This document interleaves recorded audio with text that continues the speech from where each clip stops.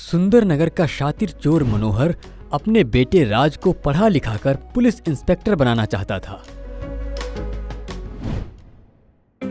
इसके लिए वो दिन रात चोरी करने में मेहनत करता था। हमेशा ताक में रहता था कि कोई सेफ और बड़ा हाथ मारे ताकि पकड़ा भी न जाए और उसकी प्रॉब्लम भी सॉल्व हो जाए। वो जब भी चोरी करते हुए लौटता, उसकी बीवी एक ही बात कहती, अब तुम चोरी करना बंद कर दो। बेटे को पता चलेगा चोरी के पैसे से तुम उसे पढ़ा रहे हो, उसे कैसा लगेगा? अरे बेटे को पता ना चले तभी तो बचपन से ही उसे पढ़ने के लिए अपने से दूर हॉस्टल में रखा है। अब हॉस्टल फीस और पढ़ाई का खर्च उठाने के लिए चोरी तो करनी ही पड़ेगी ना। यही तो मेरा पेशा है। लो, तुम्हारे लाडले बेटे राज का फोन भी आ गया। इतनी रात को? सब ठीक तो है? राजा बेटा, सब ठीक तो है? ओ माँ, आप तो जरा सी बात में घबरा जाती हो, इसीलिए मैं जल्दी फोन नहीं करता हूँ। आज तो ये बताने के लिए फोन किया कि मेरी पुलिस की ट्रेनिंग बस एंड पर है। कुछ दिनों में मेरी पोस्टिंग का ऑर्डर आ जाएगा। वाह बेटे, खूब अच्छे से ड्यूटी बजाकर तुम्हें जल्दी से कमिश्नर की पोस्ट तक पहुंचना है।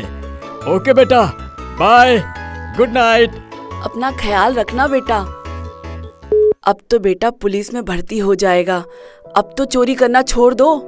कहीं पकड़े गए तो पुलिस डिपार्टमेंट में उसकी भी बेइज्जती हो जाएगी। अरे शिल्पा, भर्ती तो हो जाने दो, छोड़ दूंगा। अभी तो इस महीने उसे और भी खर्चा भेजना है। और चोर होकर भी एक जिम्मेदार बाप की तरह मनोहर अपना फर्ज निभाता है। एक रात को वो सोया रहता है कि अचानक उसके दरवाजे पर ठक ठक होती है। बीवी दरवाजा खोलती है तो सामने पुलिस इंस्पेक्टर को देखकर चौंक जाती है। मिस्टर मनोहर घर पर है? हाँ जी, सो रहे हैं।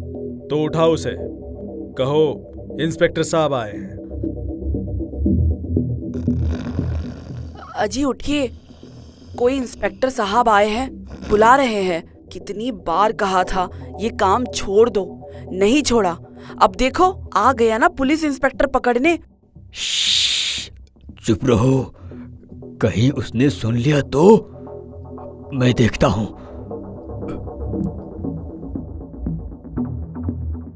कहिए। मैं तुम्हें पहचान गया। क्या तुमने मुझे नहीं पहचाना? जी नहीं। और तुमने? मैं तो घर से बहुत कम बाहर जाती हूँ। अगर आपको देखा भी होगा तो नहीं पहचान पाऊंगी। झूठ मत बोलो, तुम दोनों पहचानते हो मुझे। अरे नहीं पहचानते हैं बाबा। अच्छा, अब ध्यान से देखो, पहचानते हो या नहीं? अरे राज बेटा, कितना डरा दिया था बेटा। अब आप दोनों को किसी से डरने की जरूरत नहीं है माँ। आपका बेटा पुलिस इंस्पेक्टर बन गया है और मेरी पोस्टिंग इसी शहर में हो गई है।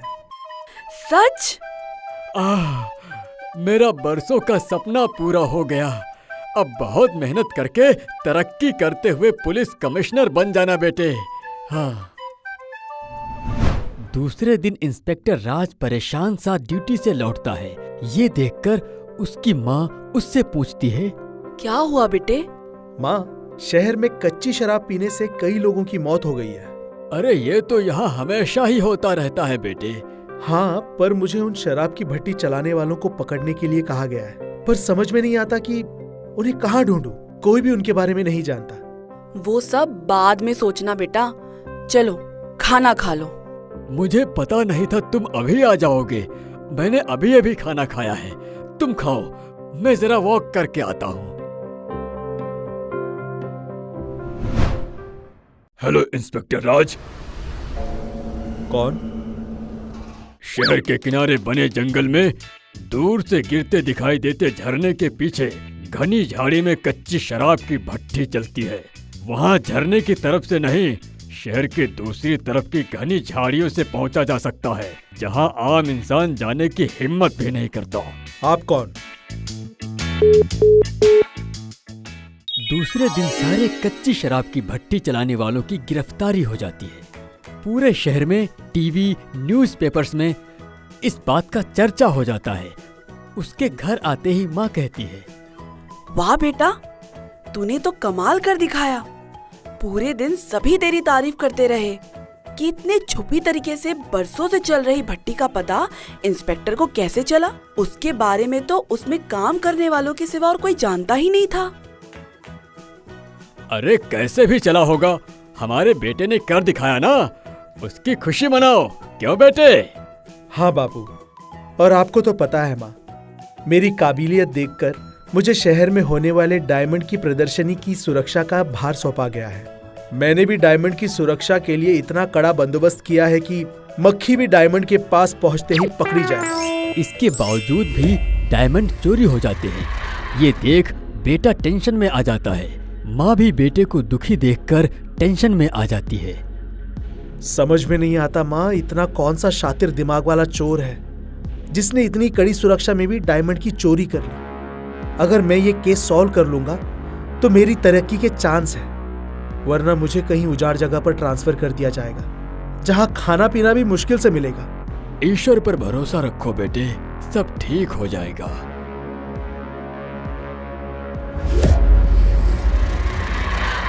पूरे शहर में एक सिंघानिया ही ऐसा सफेद पोश दिमाग वाला शातिर चोर है जो ये डायमंड चुरा सकता है, मगर कोई उसके बारे में जानता नहीं है, तो वो बिंदास रहता है। उसके घर में रेड करो, बेसमेंट में भी। आज तक शहर में हुई हर बड़ी चोरी का माल मिल जाएगा। लेकिन तुम हो कौन? और सचमुच इंस्पेक्टर सिंघानिया साहब के यहाँ रेड मारकर बेसमेंट से कल के डायमंड्स ही नहीं, आज तक हुई हर बड़ी चोरी का माल जब्त कर लेता है, तो पुलिस के बड़े बड़े ऑफिसर चौंक जाते हैं। कमाल है मिस्टर राज, जो काम आज तक कोई नहीं कर पाया, जिसका पता खुद मुजरिम के घर वालों को नहीं था, उसका पता तुमने लगा लिया। I am proud of you. Thank you sir. Police department ही नहीं, इस बात से शहर के मुजरिम भी परेशान हो गए हैं कि उनके गुप्त अड्डे भी रेड मार मार के एक एक करके बंद होते जा रहे हैं। भाई, ये जादू तुम कैसे कर लेते हो? हाँ बस सर, आपकी ट्रेनिंग का नतीजा है। यहाँ लॉकअप में बंद सिंघानिया अपने आदमी से कहता है, सिंघानिया जेल में है तो क्या हुआ, सिंघानिया फिर भी सिंघानिया है। वो जेल से भी अपना नेटवर्क चला सकता है। नजर रखो, कोई तो है जिसे जुर्म की दुनिया का पूरा पता है, वही इंस्पेक्टर को सारी इंफॉर्मेशन देता है। वरना इस शहर में आया नया नया इंस्पेक्टर इतना सब कुछ कैसे जान सकता है? जाओ, शहर के सारे लोकल फोन बूथ पर नजर रखो। और सिंघानिया के सारे आदमी शहर के सारे पब्लिक टेलीफोन बूथ पर नजर रखते हैं। तो एक दिन उन्हें रिसीवर पर रुमाल रखे इंस्पेक्टर को फोन करता हुआ मनोहर दिखाई दे जाता है। वो उसका वीडियो बना लेते हैं।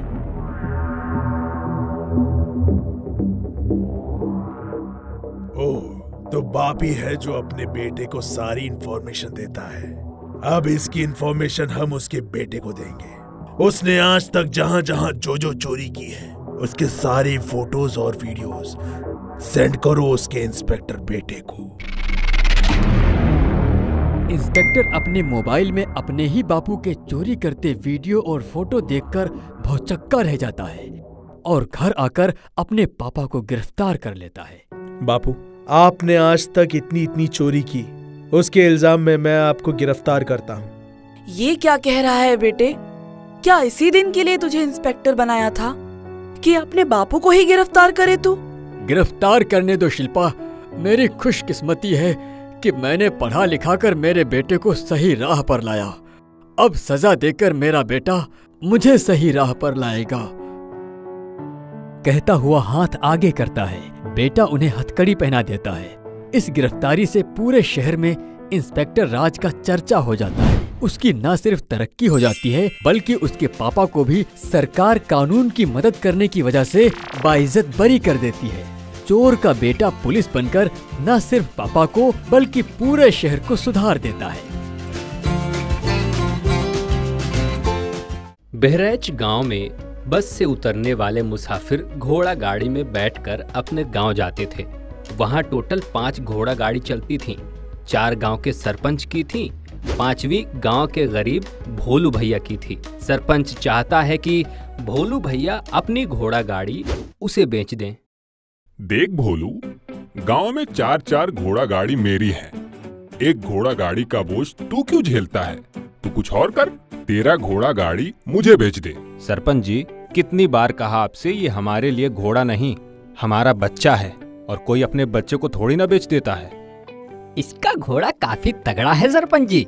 जहाँ हमारी घोड़ा गाड़ी 6-7 लोगों को ले जाती है, वहीं इसका घोड़ा 12-13 लोगों को एक साथ बैठा कर ले जाता है। हाँ, और जब तक भोलू का घोड़ा इस गांव में है, हमारी कमाई नहीं होगी। इसका एक ही चारा है, इसके घोड़े को ले जाकर अपने गांव की ऊंची पहाड़ी से गहरी खाई में फेंक दो। इतनी ऊंचाई से गिरने के बाद वो अपने आप मर जाएगा। भोलू ढूंढता रहेगा कि उसका घोड़ा कहाँ गया, और उसके घोड़े को खाई में चील कौवे खा चुके होंगे।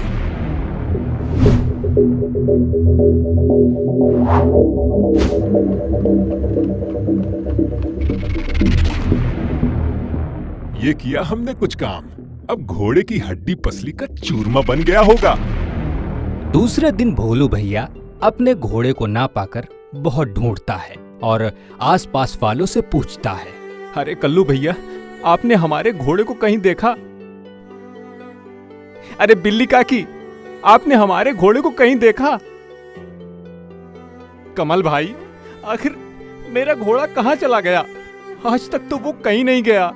अरे भोलुआ, हमारी तरह 5-6 सवारी गाड़ी में बैठाते तो बेचारा कभी नहीं भागता। 12-13 सवारी चढ़ा चढ़ाकर तुमने उसकी हड्डी पसली एक कर दी थी। बेचारा थक हार कर भाग गया होगा। नहीं, ऐसा हो ही नहीं सकता। मैंने अपने घोड़े को बहुत प्यार दिया था, वो ऐसे कैसे मुझे छोड़कर जा सकता है? ओह, ओह, ओह,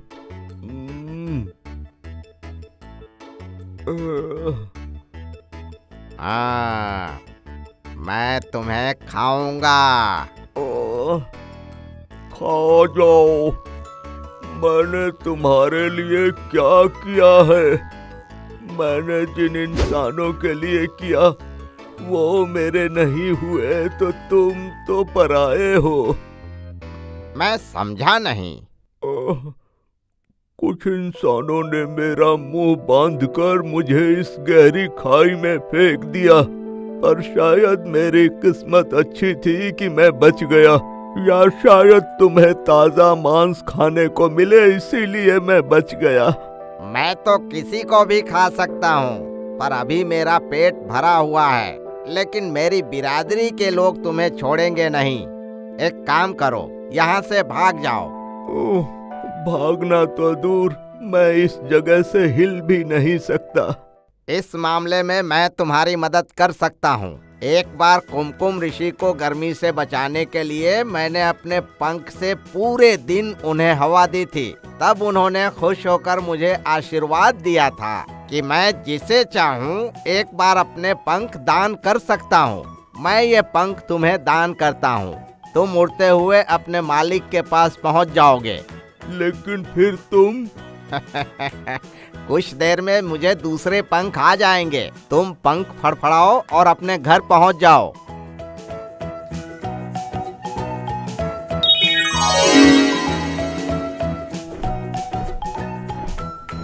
यहाँ उड़ता हुआ घोड़ा जाकर भोलू भैया के आंगन में उतरता है।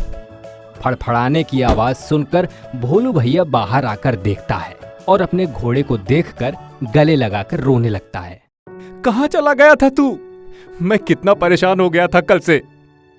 अरे ये पंख कैसा? अरे तू उड़ सकता है। दूसरे दिन सरपंच घोड़ा गाड़ी में बैठने आए मुसाफिरों से कहता है, देखो भैया, एक आदमी का यहाँ से बरैच तक का 10 रुपया लगेगा। कल तक तो 3 रुपया था। आज से 10।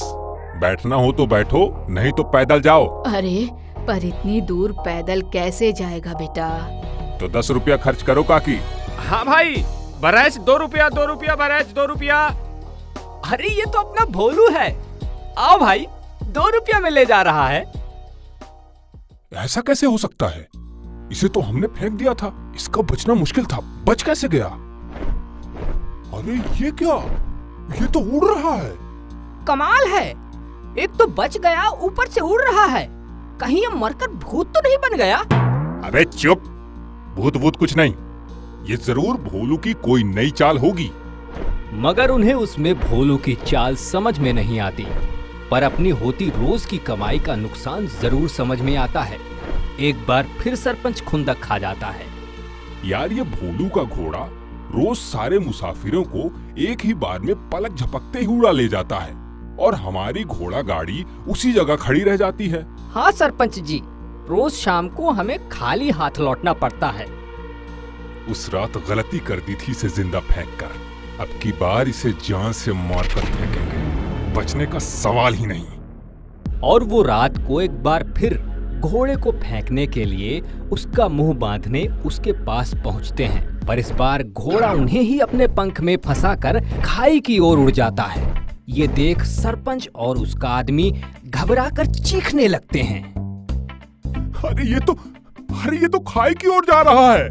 सरपंच जी मुझे बचाओ, आपके चक्कर में लगता है आज मैं मारा जाऊंगा। बाप रे, कहीं इसकी जगह हम गिर गए होते तो। गिर गए होते तो क्या सरपंच जी, लगता है ये हमें खाई में गिराने के लिए ही लेकर आया है। हे घोड़े भैया, मेरे बेटे, मेरे बच्चे, मेरे बाप, हमें माफ कर दो बेटा। आज के बाद ना तुम्हें सताएंगे ना भोलू भैया को। आज से हमारी सारी घोड़ा गाड़ी भी हम भोलू को दे देंगे। हम कुछ और करेंगे, पर हमें माफ कर दो बेटा, माफ कर दो बेटा, माफ कर दो। अरे फिर कहाँ चला गया था तू? माफ कर दे भोलुआ मुझे, इससे पहले भी हमने ही तुम्हारे घोड़े को खाई में फेंक दिया था। आज भी फेंकना चाहते थे पर हमें उसकी सजा मिल गई है। मुझे माफ कर दे भोलुआ, मुझे माफ कर दे। आज के बाद मेरी भी सारी घोड़ा गाड़ी तुम्हारी। मुझे माफ कर दे भोलुआ।